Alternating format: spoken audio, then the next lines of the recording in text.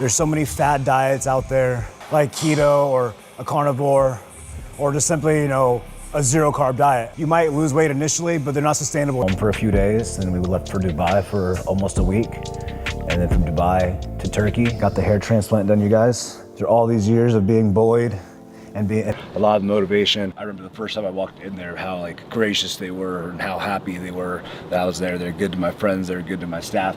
It's just, that matters. 4 consecutive Mr. Olympia titles, nearly 3 million followers watching his every move.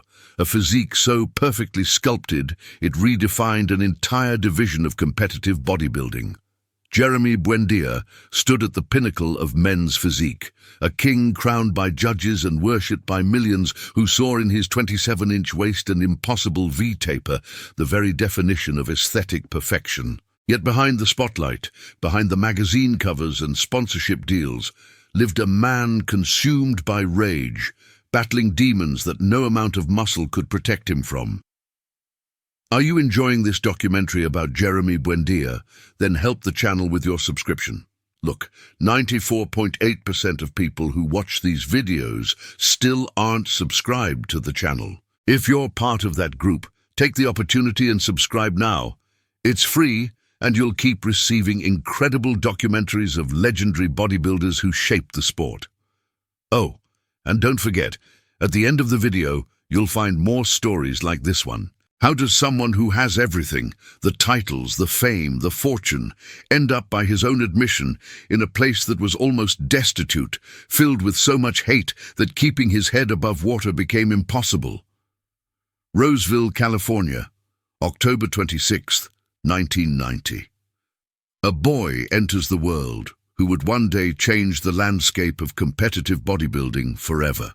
Jeremy Buendia grew up watching his father lift weights every morning in their home gym, a non-competitive bodybuilder from the 1970s whose dedication planted seeds in his youngest son's imagination. I was fascinated at the way his body looked and knew straight away that when I was older, I would follow in his footsteps, Buendia would later recall. His older brother set the competitive standard, pushing Jeremy to never accept mediocrity. Football became his first proving ground, and at Whitney High School, he earned all-league honors as a linebacker, despite playing his senior season with bulging discs in his neck and back.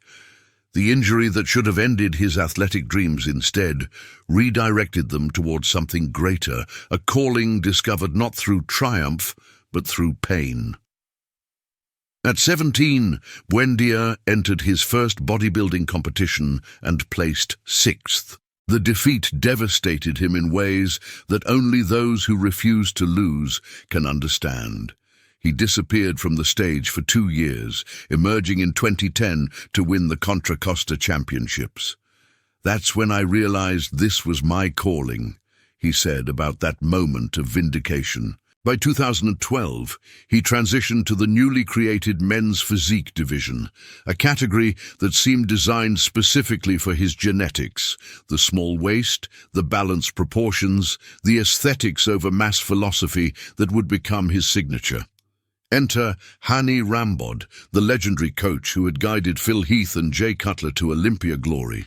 At 22 years old, Buendia found himself sitting across the table from Rambod, Heath and Cutler, terrified and exhilarated, asking himself how to act and what to say in the presence of greatness. What Buendia didn't know then was that his relationship with Rambod would become far more than coaching. It would become family, and eventually a source of profound regret. "Cameron was born 3 months before you signed me," Buendia would confess years later.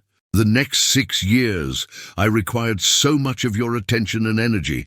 I remember calling you at midnight, pissed off or crying, while your wife and son waited for you to get off the phone with me." The transformation from athlete to dominant force happened with terrifying speed. In 2013, Buendia earned his IFBB Pro card by defeating over 150 competitors at the NPC Junior USA Championships. That same year, he placed 2nd at the inaugural Men's Physique Olympia. The loss haunted him. He vowed it would never happen again.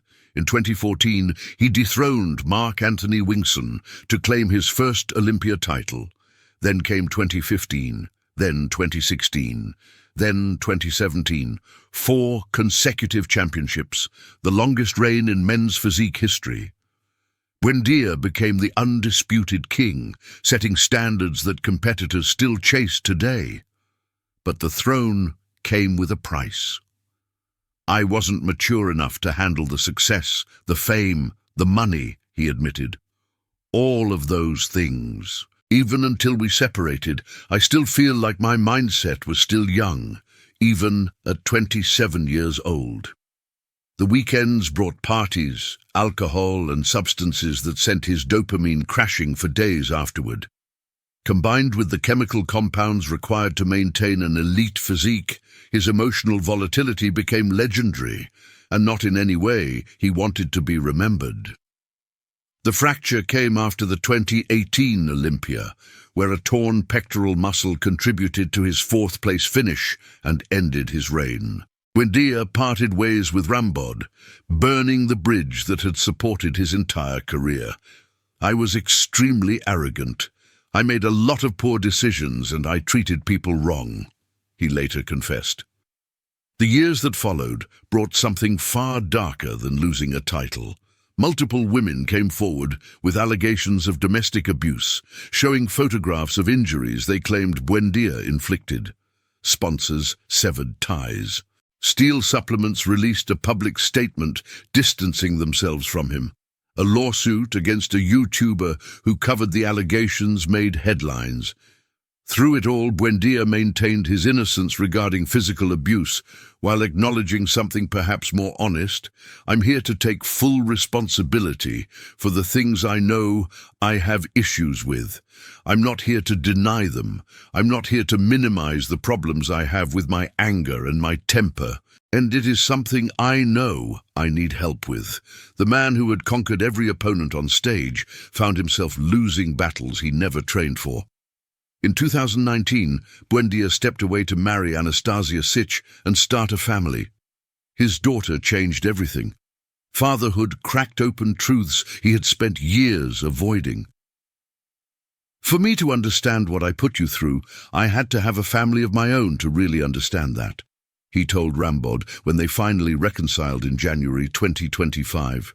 My family is the most important thing to me. My kids are everything to me. The comeback began in 2023, 5 years away from competition, returning to an Olympia stage filled with new faces and new standards. He placed 8th, disappointing by his metrics, impressive by any other. Then came the Achilles rupture in April 2024, a freak running accident that required surgery, another mountain to climb. I'm going to fight through this just like everything else I've faced, he declared. His pursuit of a 5th title continues.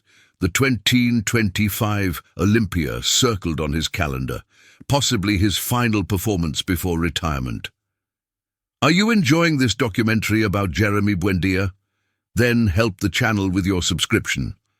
Look, 94.8% of people who watch these videos still aren't subscribed to the channel. If you're part of that group, take the opportunity and subscribe now. It's free, and you'll keep receiving incredible documentaries of legendary bodybuilders who shaped the sport. Oh, and don't forget, at the end of the video you'll find more stories like this one. What does it cost to be the best? The question posed at the beginning finds its answer not in trophies or titles, but in the wreckage left behind and the painstaking work of rebuilding. Jeremy Buendia lived with so much hate in his heart that it became impossible to keep his head above water.